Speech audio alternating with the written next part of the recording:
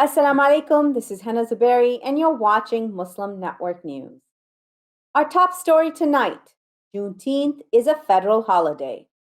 Most federal government employees across the country have Friday off after President Joe Biden signed legislation establishing Juneteenth as a U.S. federal holiday.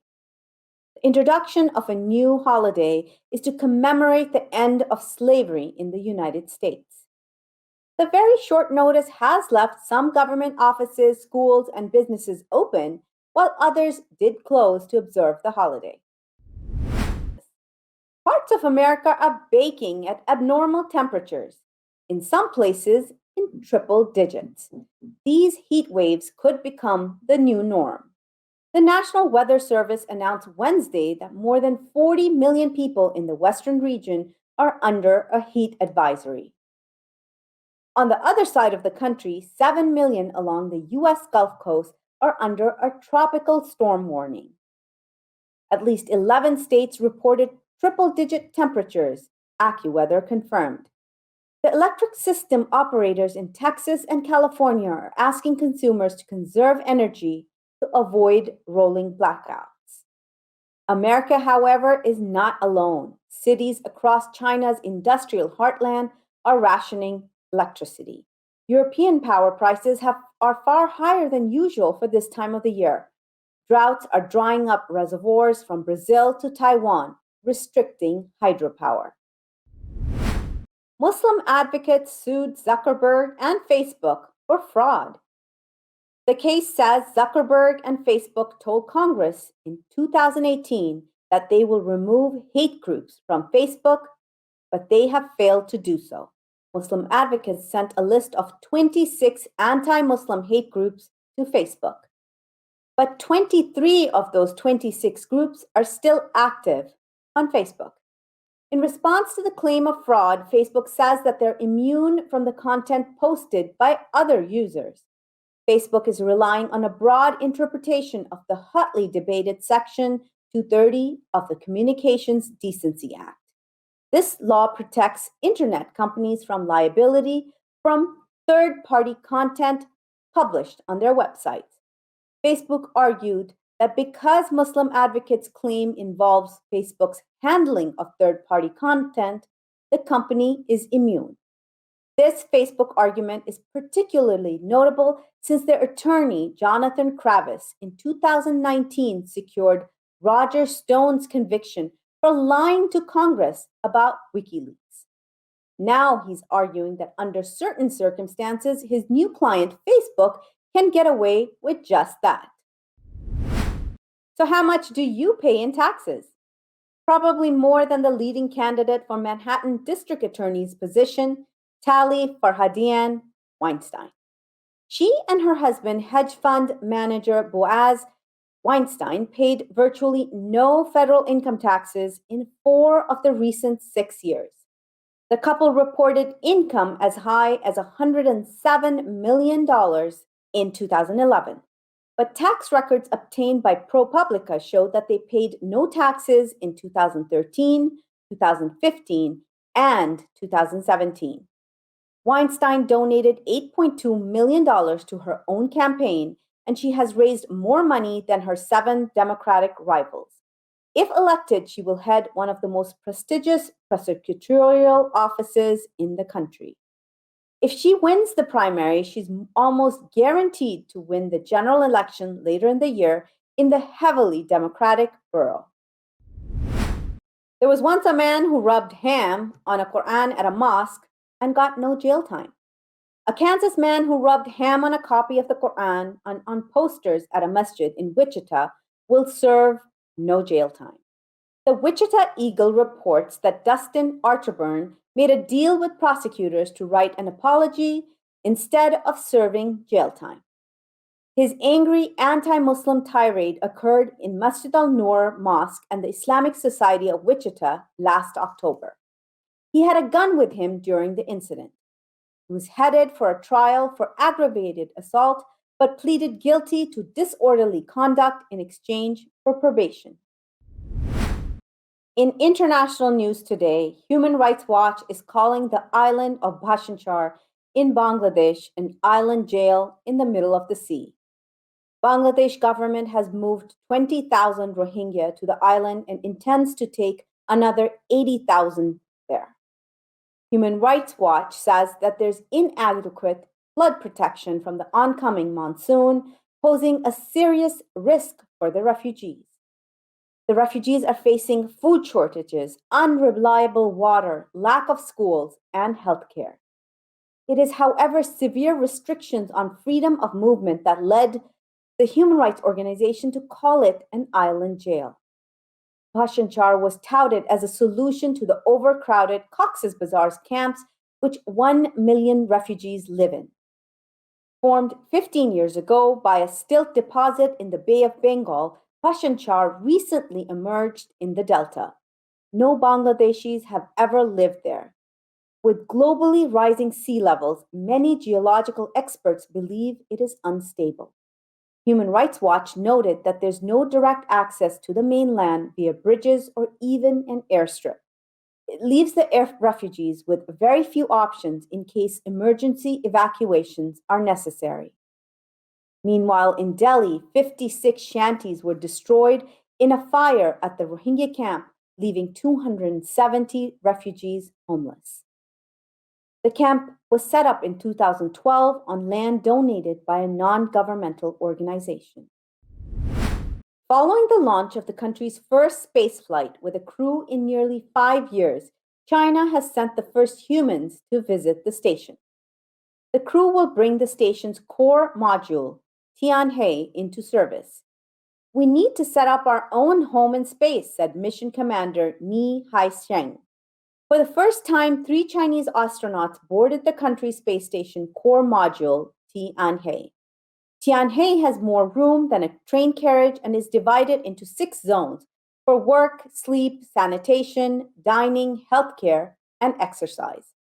This will be the second space station. The first was the ISS, jointly managed by the United States and Russia. China enters the space race with the latecomer's advantage, learning from previous missions by other countries. China plans to have 6 more missions to complete the space station by 2022. Recently, it successfully launched a robotic rover on the surface of Mars. This made it the second country after the US to accomplish such a technical feat. Several Mars landing attempts have been unsuccessful. In an extraordinary show of unity and harmony, villagers from the Sikh and Hindu communities came together to rebuild a mosque. This happened in the village of Bhalur in the state of Punjab, India, where there were 7 gurdwaras and 2 temples, but no mosques. 4 Muslim families living in the village had no place of worship. Realizing this, the entire village community came together and helped rebuild an old, dilapidated mosque. Despite heavy rainfall, the stone laying ceremony was carried out with generous assistance from the Sikh community. They opened up the Gurdwara for the program and held a langar. A langar is a communal meal complete with steaming hot jalebis, and prayers for the project's success. Naib Shahi Imam Maulana Muhammad Usman Rahmani Ludhianvi attended the ceremony and thanked villagers for the venue. In another gesture of generosity, a Sikh family last week donated its ancestral land to build a mosque at the center of a village in Punjab's Malarkotla district. These gestures by the Sikh communities are very meaningful since Muslims were almost completely wiped out from Indian-held Punjab in 1947. There's no South Asian wedding without basmati rice. This rice, however, not the wedding, has become a cause of a major dispute. Here's a report by Ali Khalaf and Saleha Farooq.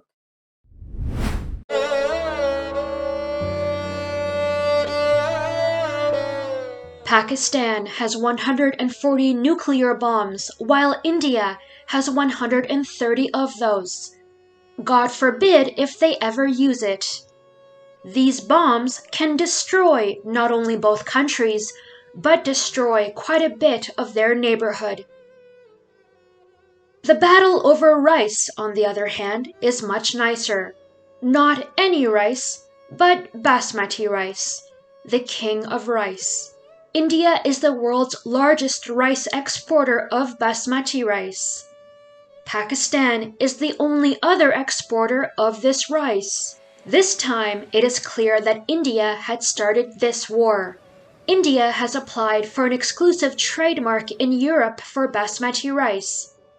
That would grant India the sole ownership of the basmati title in the European Union. This will prohibit Pakistan from its exports. Pakistanis also believe their basmati rice is the real basmati, and the Indian basmati is number 2. इसको हम 90% हमारा काम basmati rice के साथ है। हम अपने किसानों से बासमती राइस परचेज़ करते हैं, ठीक है। तो हमारे इस तरह जो कारखाने हैं ये मतलब बंद हो जाएंगे, इतना ज़्यादा हम प्रोडक्शन कर नहीं सकते। Indians want their basmati to be like champagne from France. Maybe they can settle for potatoes from Idaho. The world, however, may not have much of a problem, be it the basmati rice and the mango fights. It is far better than a real war between the two nuclear powers. Coming up next after the break is our in-depth analysis segment. So stay tuned and we'll be right back after these messages.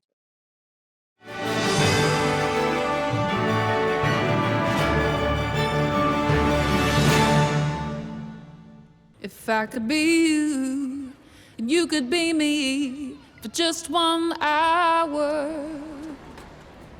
If we could find a way to get inside each other's minds. Walk a mile in my shoes. Walk a mile in my shoes. Well, before you abuse, criticize, and accuse. Walk a mile in my shoes. Despite the development of a COVID-19 vaccine, millions around the world will not have access. We need a vaccine that's free and available to everyone, everywhere. It's time for a people's vaccine.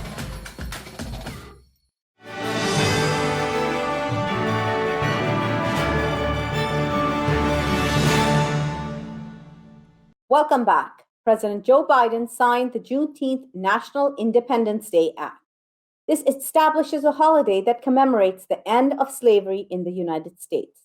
To learn more about Juneteenth civil rights activist Mustafa Carroll is joining Saliha Farouk for a detailed conversation. Over to you, Saliha. Once again, thank you so much. Today, we're very happy to be speaking with Mustafa Carroll, who is a civil rights activist in the United States. Mustafa, thank you so much for your time and for being here with us today. Thank you for having me here. Our pleasure.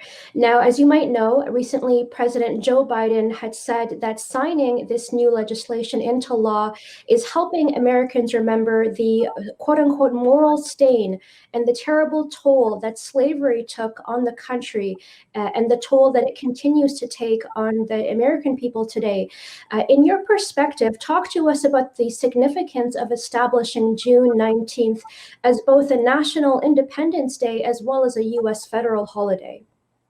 One of the things that we've been doing for years, I remember when I was in college, we were trying to get all of our history, Juneteenth, Black History Month, etc., included in American history. I think it's important for us to understand from where we've come and where we need to go. But one of the things that I really like to emphasize is that sometimes we identify with slavery, and please beg my pardon for saying this, a little too much. Out of all of that oppression, we created some of the greatest geniuses of our times, that we made much progress even within the worst of times. So I think it's a lesson for everyone that we can overcome. As we used to say, we shall overcome, but we can overcome our history if we just strive and persevere and trust in God. Thank you for that. Now, this is the first new federal holiday since Martin Luther King Jr. Day was created in 1983. And then, of course, another federal holiday is Inauguration Day, which happens every 4 years in the United States. In your perspective, again, why did it take so long for the government to designate another day that perhaps commemorates its civil history?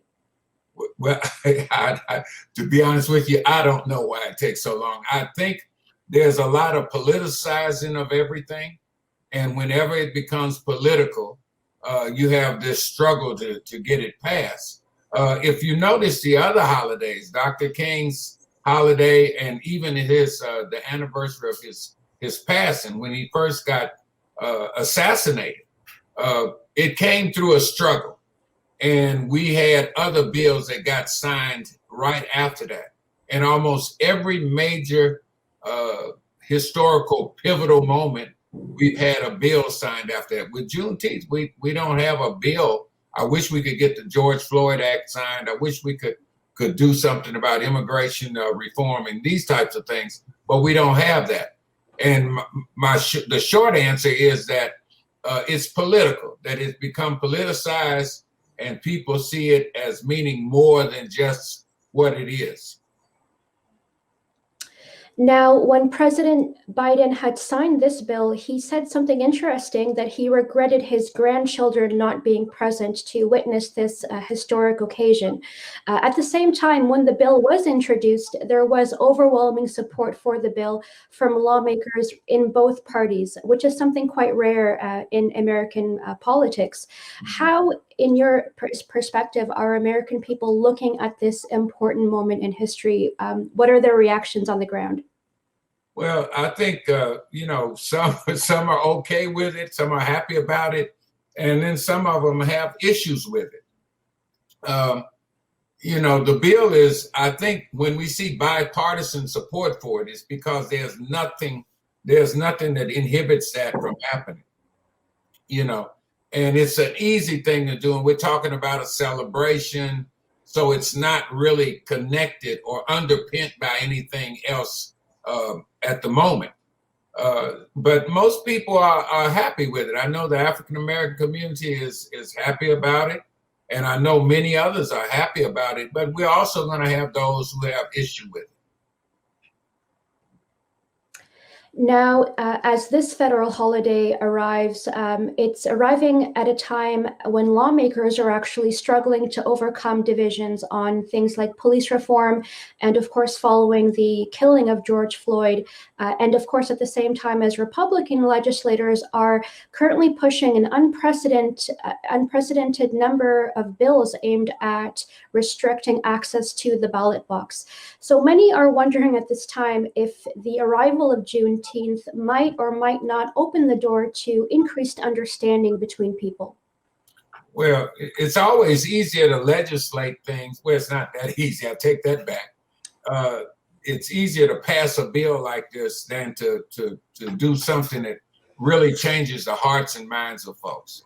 And we have some long, sordid history in terms of slavery, civil rights, and all of those types of things. And it's really difficult to make changes that will open the door, as it were, for people to understand each other.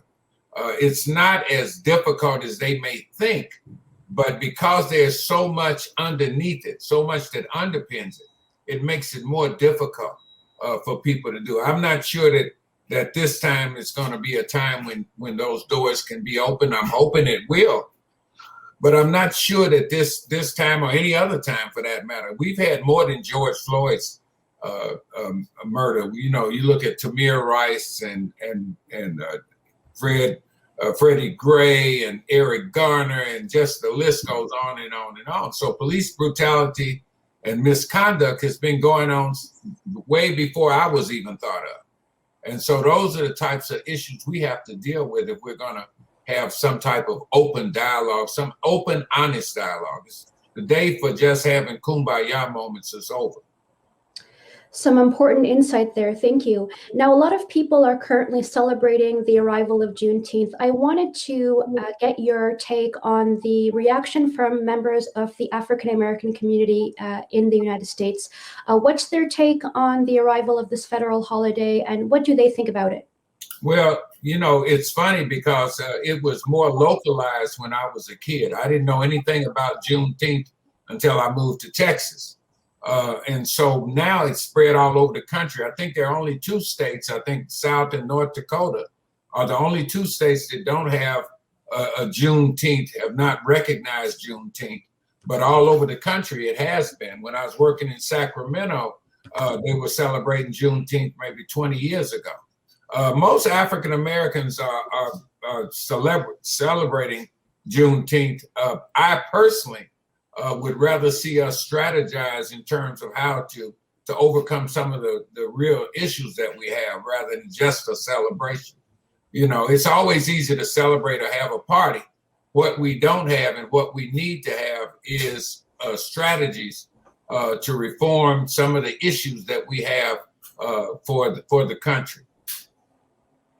On this important week that introduced Juneteenth in the United States, we were so happy to be joined by Mustafa Carroll, who is a civil rights activist in the United States. Mustafa, once again, thank you so much for your time and your insight today. Thank you for having me. Assalamu alaikum. Wa alaikum salam. Back to Hena Zuberi in the news studio. Thank you, Saliha. Before moving on to our next analysis, let's take a quick break. We'll be right back after these messages.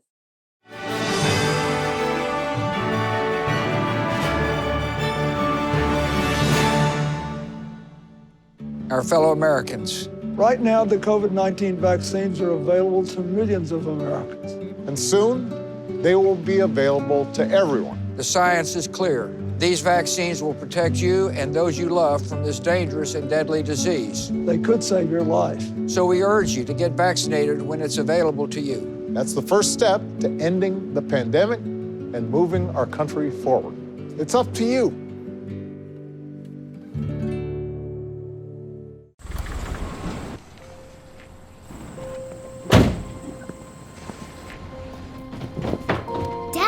They took over my bedroom. Come on, come on. Okay, Dad. 1, 2, 3.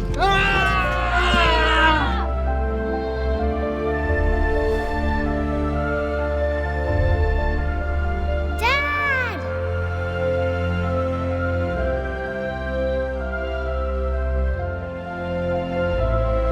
You saved me. Dad? Are you okay? I'm fine, dear.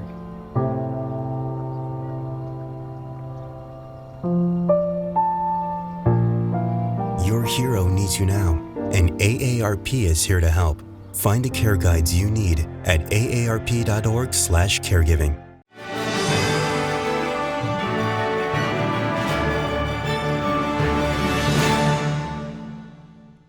Welcome back. The Biden administration has released its first national strategy for countering domestic terrorism. The move comes 5 months after a violent mob of supporters of former President Donald Trump stormed the U.S. Capitol in Washington, D.C.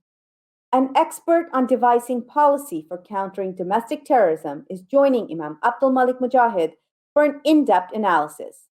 Over to you, Imam Mujahid. Thank you, Hena. National Security Council has issued a national strategy to fight domestic terrorism. It was a promise President Biden made on the first day in office, and 5 months now, the strategy is there. So what it is going to be like? Is it going to be another war on terror? Are we going to round up people, stop them on the traffic stops? How is it going to be? A lot of civil rights violations took place in the war on terror. Unending war, some still say. Is it a new chapter or is it a different war? To discuss with us is someone who is an expert in domestic as well as overseas terrorism, Dr. Colin Clark. Welcome to Muslim Network TV. Thanks for having me.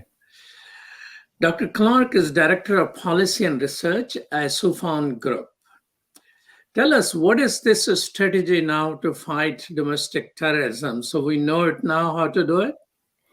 Yeah, so it's a multi-pronged strategy laid out by the administration, overseen by the National Security Council, that looks to get a handle on an issue that's been, growing in importance in this country, and that I think was crystallized by the Capitol insurrection of January 6th.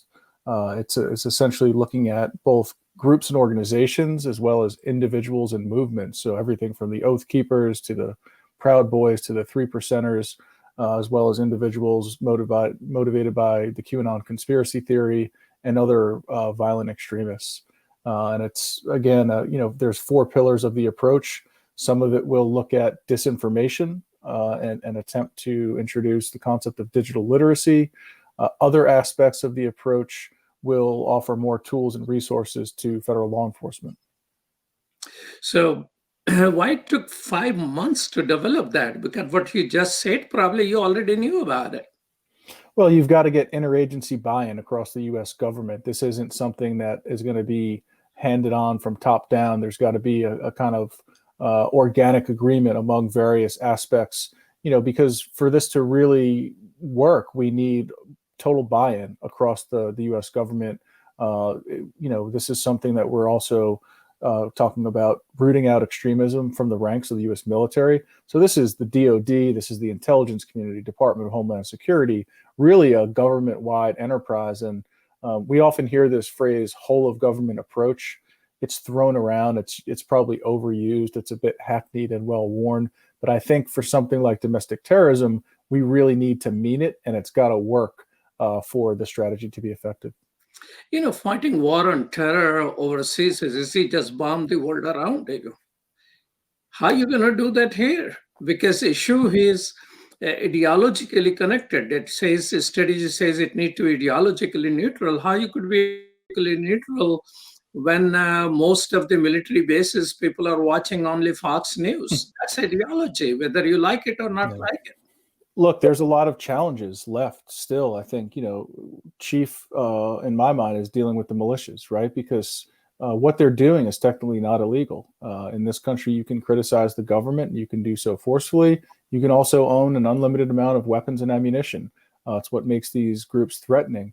It's when they cross the line and start, agitating toward violence that things become illegal. But that's also when the issue, right? It's too late once we start seeing violence. But I don't think we should look at this as a global war on terrorism on the domestic front. There's a lot of different laws and policies and authorities that apply overseas that don't apply here, and vice versa. So I would look at this really as what it is. It's a strategy to counter domestic terrorism, and there's no question that particularly among far-right extremists, we've got an issue that's grown in importance over the last 5-7 years, I'd say. I mean, they emphasize, as I mentioned in my question, ideological neutrality. I mean, if 20% of America, according to surveys, believe in QAnon ideology, I mean, it's a conspiracy theory, but it has risen to the level of ideology, and people are listening to a different media. They got all different systems of communication. So U.S. government has spent about $500 million to counter ISIS propaganda by creating its own propaganda. I don't know what it was, which video were ISIS and which video were actually CIA video. Are we going to engage in all of that in countering this ideology? But if we do that, how we are ideologically neutral? Well, it's illegal to use propaganda against the U.S. population. So first of all, the answer is no. I don't think it's about being ideologically neutral as much as it is about being agnostic to the ideology. So what the strategy says is we don't really care if it's left-wing, right-wing, jihadist-inspired violence. We want to understand the ideology, but we're not playing favorites here, right? We're not only going after far-right extremists or only going after far-left extremists. That's what they mean by, we should be ideologically agnostic. We shouldn't really care necessarily about which ideology is motivating the violence, because we treat it for what it is, which is terrorism and political violence. And it needs the law needs to be applied equally. In war on terror and as well as war on drugs, I mean, both wars still continue in one way or the other. There were instruments which were used, which were very clear violation of civil rights, like secret evidence. Do you think those instruments are still available for fight on domestic terrorism? I hope not. And I think that even the framing of this, right? The war on terrorism was a terrible frame. One, it's not accurate. Terrorism is a tactic. You can't declare war in a tactic, just like we didn't declare war against Blitzkrieg in World War II. We declared war against the Axis powers. We often use this metaphor, as you mentioned, the war on drugs, the war on poverty, the war on crime, because it's a way to simplify an issue and everybody wants to get behind it. But I think it's often myopic and short-sighted. And I think, it often leads to unintended consequences. The war on drugs is a great example. And we're now seeing many of those laws undone. If you look at marijuana legalization across the country, which has had, a lot of issues related to racial inequity, right? Much higher rates of African Americans incarcerated for the same crime that, many white Americans were committing as well. So I think I don't really like the whole framing of the war on terror. I think, this is a strategy to counter domestic terrorism, but we shouldn't look at this as a war, particularly as it pertains to, the U.S. population. Civil rights, popped up in this strategy document by the National Security Council. We are in the beginning stages of considering this domestic terrorism to be a real threat. In war on terror, that thing didn't quite come as often. So there were instruments in place which are legal. As I mentioned to you, secret evidence. Do you see right and the left? Left was the one during the war on terror who was crying out foul when it was a violation of civil rights at home. Do you think right and left will have some cause to collaborate when it comes to civil rights, or the left will be cheering as long as the rights of the right are violated? Yeah, unfortunately, I think we're in a pretty zero-sum state right now in the country. I don't think there's any issue that the left and right can agree on. We're in an era of hyper-partisanship, and any gain by the right is viewed as a loss by the left and vice versa. So even something like civil rights violations, I think, will break down along partisan lines. And there's also this idea or this concept called reciprocal radicalization. So as we've seen more, fascists and neo-Nazis and white supremacists becoming more prolific and more vocal, we've seen a rise in anti-fascist, Antifa, right, and the left. And so there's this cyclical or reciprocal radicalization that takes place, and that's leading us down a path where it's very tough to intervene and stop that and roll it back. Dr. Clark, there was one of the law in particular, secret evidence was there since the President Clinton time, so it's somewhat is older, which is still there, was the indefinite detention of the US citizens. In 2012, President Obama signed into law saying that his administration will not implement, in which a US citizen can be detained without a trial indefinitely. And that law continues to be there. What are the, I'm constantly bringing you to the point of my concern of the civil right and almost unconstitutional methods which will be used.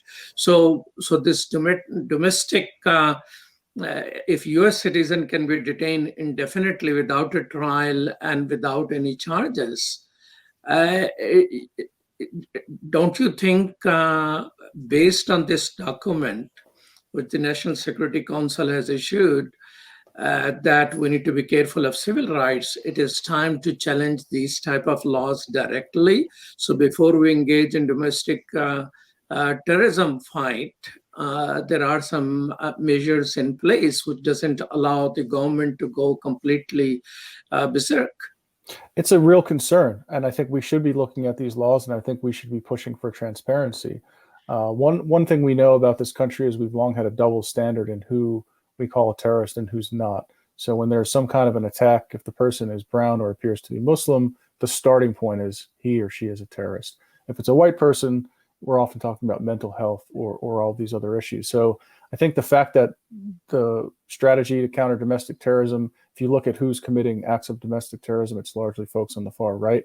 That's the trend. They're primarily white, and so I think you're going to see a lot more concern and care given to issues like civil liberties, because now all of a sudden the tables have turned, and so this will be an issue that people will be talking about. And again, I'll go back to, I think we need to highlight the just real need for transparency around any laws, both current and laws that may be passed in the future.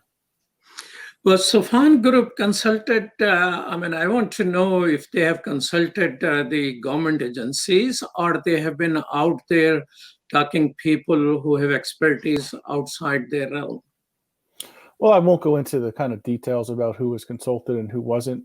Just as outside of my role at the Sufan Group as an independent terrorism expert, I'm often consulted by the U.S. government as someone that spent 10 years at the RAND Corporation studying, insurgency and transnational terrorism. It's not uncommon for us to liaise with Republican or Democrat lawmakers, right? I've testified before Congress on several occasions, so that's not uncommon, and that's pretty standard. Founder of your Sufan Group, Ali Sufan, he was a celebrated FBI agent, and in the war on terror, especially, he used the technique which FBI very commonly use, which is having an informer pretending to be somebody else. And he was able to get Dr. Rafiq Abdul Sabir arrested and sentenced by encouraging him to, treat Al-Qaeda injured people and guys sitting in the prison.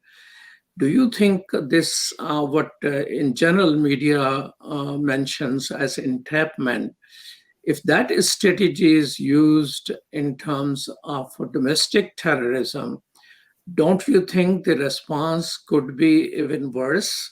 That more people who subscribe to those type of ideologies and mistrust of the government, have guns in their control legally, are going to be becoming more radicalized, more angry, and attacking the government and other people more often? I don't know the story that you're referencing, so I can't speak to that directly. The issue of entrapment is one that I know the FBI takes very seriously. And frankly, the FBI has been the tip of the spear in the fight against domestic terrorism. They've been the agency that's been out there, warning us and sounding the alarm bell, I'd say, out of any agency within the government. So I have a lot of faith and trust in the Bureau, and that the Bureau will do the right thing. Okay.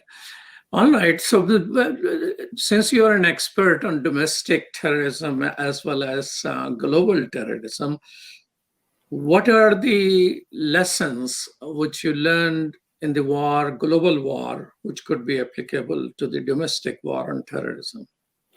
I think, information sharing is at the top of that list. I think communicating with our allies, because what we call domestic terrorism, more often than not, ends up having transnational linkages. So talking to our allies, to the Brits, to the Germans and other countries that have dealt with far-right extremism, and mapping out these networks before they metastasize. Are some of these networks connected with Russia? I mean, President Putin was talking somewhat in sympathy about the January 6th invader of the Capitol Hill. And so is there a broader connection with people who are sitting, say, the guy who killed 74 Christians in Norway, saying that they were soft on Islam? Are these people connected ideologically with white supremacists, or who think that Christianity is in danger? Well, certainly the Russian imperial movement, which is based in St. Petersburg, has been listed by the United States as a specially designated global terrorist entity. There's other connections to Russia. There's connections to Ukraine. So there's white supremacists fighting on both sides of that conflict. And we've seen in Europe folks like Anders Breivik, who you mentioned, Brenton Tarrant, the Australian who committed the Christchurch attack in New Zealand, motivated by Islamophobia, motivated by xenophobia and anti-immigration beliefs. And I think that's something that we're likely to see more of, post-COVID. As the world kind of, opens back up, I think we're going to see a lot more friction and, unfortunately, likely a lot more violence. Well, thank you so much, Dr. Clark, our director at Sofan Group, coming to us from Pittsburgh, Pennsylvania. Thanks for having me. Thank you. Back to you, Hena. Thank you so much, Imam Mujahid and Dr. Clark. That's all from our Washington studios tonight. Thank you for tuning in. You can find previous episodes and more on our YouTube channel or Facebook page. For more content, keep watching Muslim Network TV or visit muslimnetwork.tv. Assalamu alaikum and good night.